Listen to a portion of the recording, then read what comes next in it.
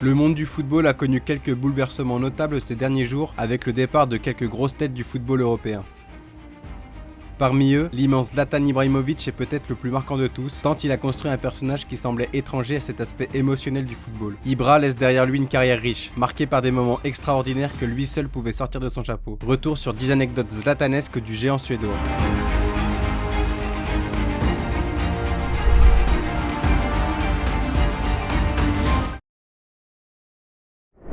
Zlatan est né Zlatan, et l'a fait savoir dès le début de sa carrière. Fils d'une mère croate et d'un père bosnien, il n'a jamais cherché à adopter les codes de la société suédoise et a tout de suite dénoté de son environnement scandinave, aussi bien sur le terrain qu'en dehors. L'adolescence parfait son caractère bien trempé, aussi bien que son amour pour le spectaculaire, et lui confère aussi un physique de plus en plus impressionnant. Sa confiance en lui devient alors démesurée. Alors qu'il arrive dans l'effectif senior de Malmö, en tout début de saison, le jeune Ibrahimović se présente comme il se doit. Je suis Zlatan, retenez bien mon visage car je vais devenir le meilleur joueur de foot du monde. Pas encore majeur, le personnage Ibrahimović est déjà bien installé, muni d'un ego incomparable et d'une volonté de domination sans égale. Son caractère peut agacer, d'autant plus qu'il n'est pas encore le buteur prolifique que l'on connaîtra plus tard, mais les géants d'Europe ont déjà repéré le diamant brut qu'il représente.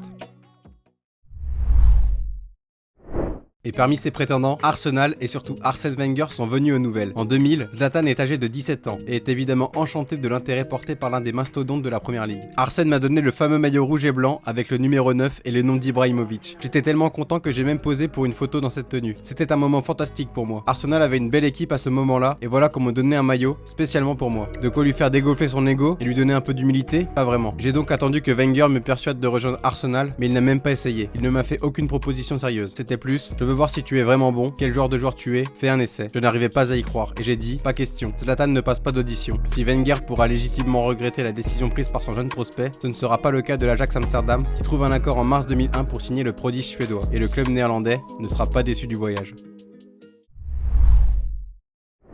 9 millions d'euros sont déboursés par le club néerlandais pour s'attacher les services d'Ibra. Il faut dire que l'Ajax voulait vraiment le phénomène scandinave qui possède déjà une solide réputation. Les recruteurs ajacides décrivent un phénomène extraordinaire mais complètement fou, un joueur hors norme. Dans la veine de son arrivée à Malmö, le joueur de 19 ans se distingue dès sa rencontre avec ses nouveaux coéquipiers. Moi je suis Zlatan, et vous putain, vous êtes qui? Et pour parachever cette arrivée en grande pompe, le jeune Suédois embrouille les dirigeants du club pour avoir floqué son maillot Ibrahimović au lieu de son prénom Zlatan, avant finalement de se raviser l'année d'après, après une discussion avec son père. Si cela a pu amuser certains coéquipiers comme Julien Escudé, d'autres gardent un souvenir moins glorieux d'Ibra. Entre coupe de cheveux approximative, tarification et bagarre avec ses coéquipiers, on peut dire que le passage de Zlatan à l'Ajax a été mouvementé. En 3 saisons aux Pays-Bas, le Suédois a eu le temps de se faire aimer ou détester par son environnement, à commencer par les personnes avec qui il partage la tête d'affiche. En août 2004, la Suède accueille les Pays-Bas dans un match amical qui aura de lourdes conséquences sur la suite de la carrière de Zlatan.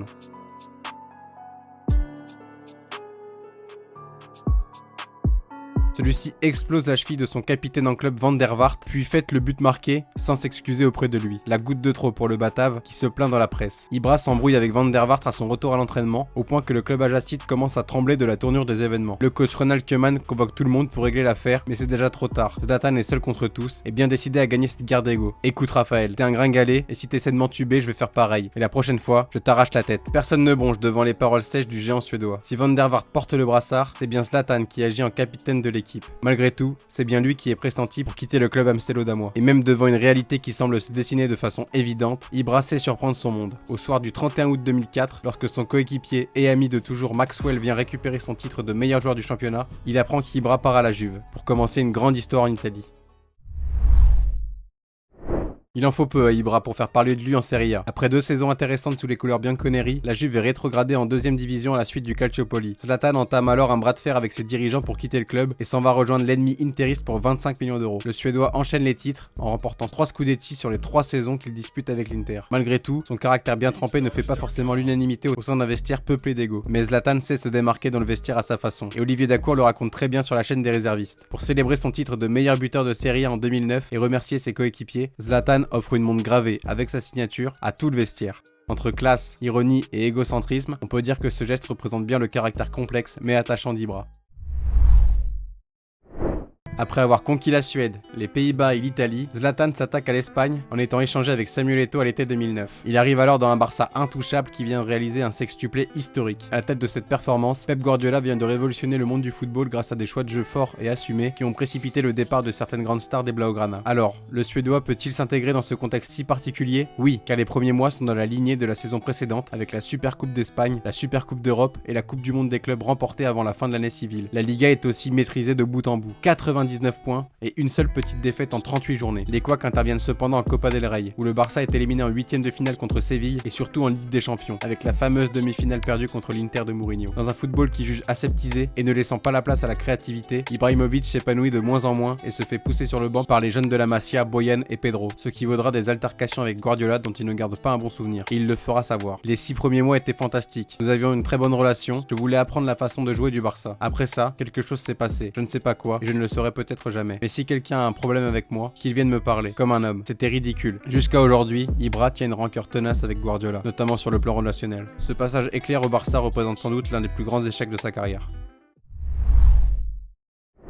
Après cette année difficile en Espagne, Ibra se refait la cerise dans son pays fétiche en jouant cette fois-ci pour l'AC Milan. Son leadership et sa liberté d'action retrouvée, il participe grandement aux 2 titres de Serie A remportés par le Milan durant son passage. Et si ses coéquipiers ne connaissaient pas le professionnalisme et l'exigence démesurée du Suédois, ils auront été servis durant ces 2 années passées avec lui. Et ce n'est pas Maxi Lopez qui pourra le contredire. Avant de devenir le meilleur ami de Mauro Icardi, l'Argentin a passé la saison 2011-2012 en compagnie de Zlatan. Lors d'un match de championnat face à Parme, il reçoit le ballon d'eau au jeu, se retourne et tente de trouver son numéro 9 dans la profondeur. Mais les choses ne se passent pas comme prévu. Il ne se retourne pas et me regarde. S'il se retourne, il est seul devant le but. Il ne se retourne pas, il me regarde avec ce visage en colère et me crie dessus, en me disant de lui donner dans les pieds. Plus de peur que de mal finalement pour l'Argentin, qui s'attendait à se faire sermonner par Ibra à la fin du match. Il n'en sera rien, du moins pendant quelques jours. La semaine passe, et lors du rassemblement pour la Ligue des Champions, il m'appelle et me dit qu'il veut me parler. Il me dit qu'il aime les Argentins parce qu'ils ont leur personnalité et qu'ils ne sont pas comme les Brésiliens. Mais il m'a fait comprendre que si je recommençais, il m'arracherait la tête. Nul doute que ces menaces ont fonctionné. Après sa renaissance à Milan, Ibra arrive comme un roi au PSG et écrase le championnat de France durant son passage en Ligue 1. 4 années, 4 titres de champion pour le Suédois qui s'amuse littéralement à travers tout l'hexagone, à défaut de briller autant sur la scène continentale. De quoi baisser son exigence et prendre les matchs de Ligue 1 à la légère? Pas vraiment, au regard de l'épisode de Bordeaux-PSG du 15 mars 2015. Ce jour-là, les Girondins dominent les joueurs de la capitale 3-2 malgré un doublé d'Ibra. Après 15 matchs sans défaite, c'est un coup d'arrêt pour le PSG et Zlatan est furieux contre l'arbitre de la rencontre et le fait savoir.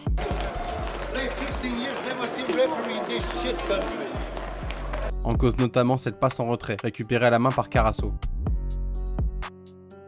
L'affaire fait évidemment grand bruit et dépasse le cadre du sport. Le Suédois est suspendu 4 matchs et présente rapidement ses excuses. Mais cette réaction marque encore plus la distinction entre ses admirateurs les plus fidèles et ses détracteurs. Lorsque ces derniers mettent en évidence le manque de respect de ses propos, d'autres félicitent la franchise de cette sortie, qui le fait encore plus rentrer dans la légende du PSG et de la Ligue 1, comme il le déclare lui-même à son départ du club. Merci à Ibra Kadabra.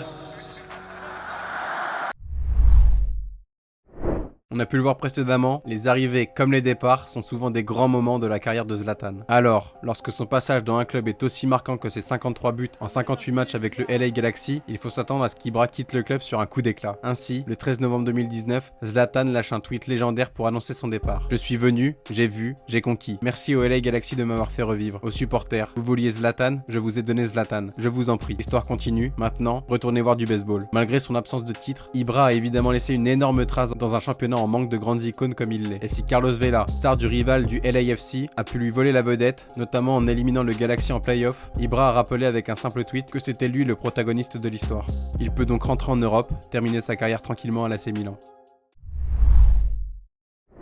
Ce 4 juin 2023, après le dernier match de la saison à San Siro, Zlatan Ibrahimovic annonce à son public qu'il prend sa retraite à 41 ans. Lui qui redoutait tant ce moment, lui qui espérait disputer une dernière grande compétition avec l'Euro 2024 en ligne de mire, lui qui a construit un personnage haut en couleur qui paraissait presque invincible et éternel, il a finalement dit stop. Les blessures à répétition ont en effet stoppé le dernier élan d'Ibra Kadabra qui a pris cette décision lourde de conséquences. Et comme à son habitude, il a soigné son départ. Les émotions exprimées par tout un stade traduisent bien la trace qu'a laissé Zlatan dans le football après presque 25 années de haut niveau ponctuées de frasques et de génie, mais avant tout écrite par un personnage doté d'un talent monstre pratiquement sans égal.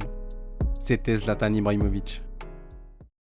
Je vous remercie encore une fois pour avoir suivi cette vidéo jusqu'au bout, j'espère que vous avez apprécié le charisme de ma voix pour interpréter les phrases légendaires de Zlatan. N'hésitez pas à vous abonner, à liker, à commenter pour que cette chaîne grandisse. A très bientôt, c'était PasseD. Merci, au revoir.